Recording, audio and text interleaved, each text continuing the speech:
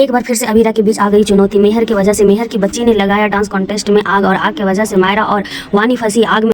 और अबीरा के लिए हुआ सिचुएशन डिफिकल्ट। वो सोच रही है कि मैं पहले किसको बचाऊं, मायरा को या वानी। लेकिन वो वानी को इग्नोर करके मायरा को बचाने जाती है। जैसे ही वो मायरा को बचाने वाली होती है कि मायरा के चारों तरफ आग लगी हुई होती है और वो गेट का हैंडल खोल नहीं पाती क्योंकि वो आग से गर्म हो रहा था। वो ट्राई भी करती है तो वो कपड़ा जल जाता है। काफी ज्यादा परेशान है वानी मायरा, क्योंकि अबीरा का सिचुएशन हुआ डिफिकल्ट क्योंकि कोई आकर उसको बोलता है कि आपकी बेटी गेट के अंदर बंद है और उस रूम में गैस से कभी भी सिलेंडर फट सकता है, आप अपनी बेटी को किसी भी तरह से बचा ले। ये सोचकर अबीरा का माइंड हुआ डिस्टर्ब। वो सोचने में लग गई पहले मैं किसको बचाऊं। उसी तरफ देखती है कि अरमान और पोदार फैमिली वहाँ पर पहुंच जाता है तो वो मायरा को छोड़कर चली जाती है वानी को बचाने के लिए, क्योंकि वानी को बचाना जरूरी था। वानी पास कोई नहीं था अबीरा के अलावा, लेकिन मायरा के पास था। लेकिन पोदार फैमिली को ये बात समझ में नहीं आती है और ना ही मायरा को। मायरा तो छोटी बच्ची है, लेकिन अरमान बड़ा होकर भी बच्चों के साथ हरकत कर रहा है। वो अबीरा से नफरत करने लगता है। जैसे कुछ देर बाद वो वानी और मायरा को बचाने के बाद अबीरा सेफ्टली वानी को हॉस्पिटल पहुंचाती है, क्योंकि मेहर उसके पीछे लगी हुई रहती है। तो डॉक्टर को बोलकर वो वानी को सेफ्टी रखने के लिए बोलती है और पहुंचती है मायरा के पास। लेकिन यहाँ पे सिचुएशन कुछ अलग ही रहता है।